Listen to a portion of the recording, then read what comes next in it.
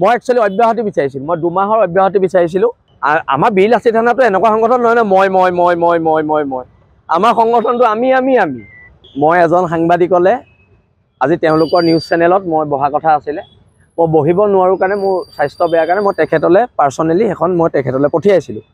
তেখেতে এখন আমাৰ শক্তি কেন্দ্ৰীয় আছিলে দেই, আমাৰ শক্তি গ্ৰুপ এটা আছে, শক্তি কেন্দ্ৰীয় এইটো গ্ৰুপৰ যদি কিন্তু মই বিশ্বাস, মোৰ ককাইদেউ হয়, মই বিশ্বাসত পঠিয়াইছিলোঁ। বাৰু যি কৰিলে কৰিলে, কিন্তু কথাটো হৈছে এনেই কিছুমান মানুহে ফূৰ্তি পাব নালাগে যে অখিল গগৈ আমাৰ চিফ ছেক্ৰেটাৰীলে পত্ৰ দিলে, বীৰ লাচিত থানা দুভাগ হৈ গ'ল দেই, এইটো ফূৰ্তি পাব নালাগে, ফটকা ফুটাব নালাগে হা। আৰু মই সেইকাৰণে কৈছোঁ, মই বীৰ লাচিত থানা নিজেই লৈছোঁ। মই একচুৱেলি অব্যাহতি বিচাৰিছিলোঁ, মই 2 মাহৰ অব্যাহতি বিচাৰিছিলোঁ। কিন্তু বৰ্তমান অসমৰ যিটো পৰিৱেশ পৰিস্থিতি, সংগঠনে আলোচনা কৰি হৰ কুমাৰ গগৈৰ লগত মই এতিয়া জাজিত বহিছিলোঁ, আমি একেলগে ভাত খাইছোঁ। তাত মোক হৰয়ে কৈছে যে তই 2 মাহৰ অব্যাহতি ল'ব নোৱাৰ আৰু এমাহৰ কাৰণে কেৱল মাত্ৰ বিশ্ৰাম দিয়া হ'ব।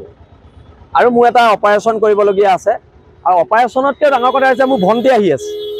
মোৰ ভণ্টি ডুবাইত থাকে, তাই ডুবাইৰ পৰা আহি কাইলৈ পাবহি। তাইক লৈ মই অলপ ফুৰাবলৈ যাম, নহ'লে তাইক খুব কাজিয়া কৰিব, তাইক মই ফুৰাব নিবই লাগিব। আৰু কিছুমান আমাৰ আৰু অকল পৰিয়ালক সময় দিয়াৰ খুব প্ৰয়োজনীয়তা আহি পৰিছে। কিন্তু কোনো এইটো কথা ভাবি উৎফুল্লিত হ'ব নালাগে যে বাংলাদেশীৰ বিৰুদ্ধে আমাৰ আন্দোলনখন ৰখি যাব। বীৰ লাচিত থানাত হাজাৰ হাজাৰ সৈনিকে বাংলাদেশীৰ বিৰুদ্ধে অভিযান চলাই যাব, কাইলৈ পৰা পুনৰ অভিযান চলিব। আজি আমি সিদিনা আমগুৰিত এজন সন্দেহযুক্ত বাংলাদেশীয়ে 8ম শ্ৰেণীৰ ছোৱালী এজনী কিডনেপ কৰি লৈ গৈছে। অসম পুলিচ, অসম চৰকাৰে এতিয়ালৈকে ছোৱালীজনীক উদ্ধাৰ কৰিব পৰা নাই, তাত আমাৰ আপত্তি আছে। চৰকাৰ ফেইলিয়াৰ হৈছে। এতিয়া যদি চৰকাৰ ফেইলিয়াৰ হয়, আমি 48 ঘণ্টা সময় দিছোঁ, তেন্তেতো আমগুৰিত হুলস্থুল হ'ব, বীৰ লাচিত থানা সৈনিকে সোধাই নেৰিব। পত্ৰ এখন বিশ্বাসত দিয়া ককাইদেউ এজনে, স্পষ্টকৈ মই নামটো নকওঁ, মই সদায় শুনক, আজি যিমানেই নাগৰিক সভাটো হোৱা নাই, আজি ৰাইজৰ দলৰ সভাত যিখিনি প্ৰস্তাৱ ল'লে আমিতো সেইখিনি নেমানো। এখন ৰাইজৰ দলৰ সভাহে হৈছিলে আজি, ৰাইজৰ দলৰ সভাৰ আমি কোনো প্ৰস্তাৱ নেমানো। আৰু অখিল গগৈ ফূৰ্তি পাব নালাগে যে ৰন্দু পানী ফুকনৰ শৃংখল চলিয়াৰ মাজত কাজিয়া হৈছে বুলি। বীৰ লাচিত থানাক দুভাগ কৰিবলৈ চৰকাৰ বিফল হৈ গ'ল, চৰকাৰী গোটেই যন্ত্ৰ বিফল হৈ গ'ল।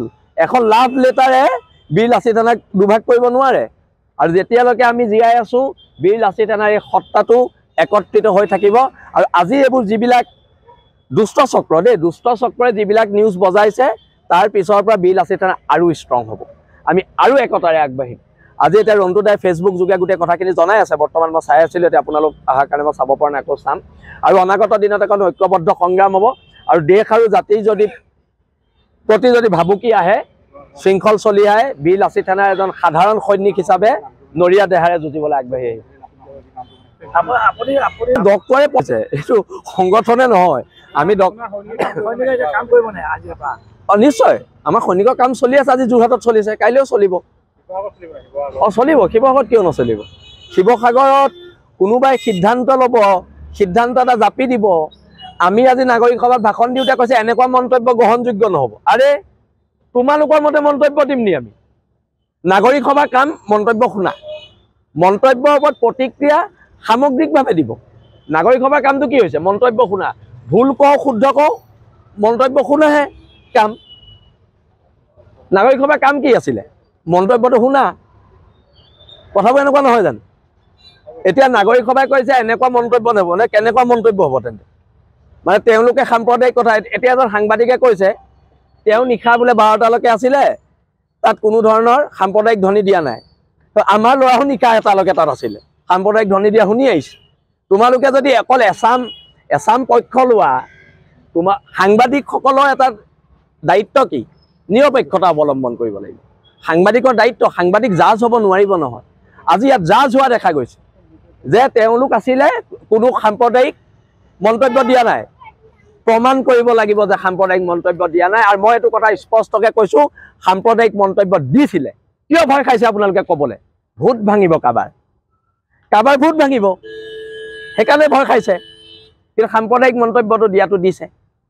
আৰু মই আজি এই সংবাদ মাধ্যম, বিশেষকৈ শিৱসাগৰ সংবাদ মাধ্যম সকলোকে ধন্যবাদ জনাইছোঁ।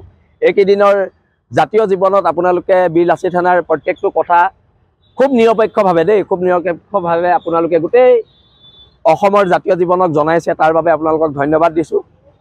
আৰু এইকেইদিন যিহেতু কাইলৈ মই চিকিৎসকৰ ওচৰত যাম আৰু সম্ভৱ মই অৰুণাচলো যাম, মোৰ য'ত চিকিৎসা হ'ব চিকিৎসকজন সদায় নাহে, মানে এভেইলেবল নহয়, তেওঁৰ পৰা মই এটা অপাৰেশ্যনৰ টাইম ল'ব লাগিব।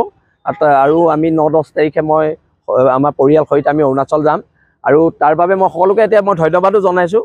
আৰু পুনৰ কৈছোঁ, সাংবাদিকসকল নিৰপেক্ষ হোৱাটো বিচাৰোঁ। আমিতো সৰু মানুহ, কিন্তু আজি ডাঙৰ ডাঙৰ মানুহবিলাকে নিৰপেক্ষতাৰ ভূমিকাটো নল'লে, ডাঙৰ ডাঙৰ বুদ্ধিজীৱীসকলে শিৱসাগৰৰ যিটো নিৰপেক্ষ হ'ব লাগে নিৰপেক্ষ ভূমিকা নল'লে।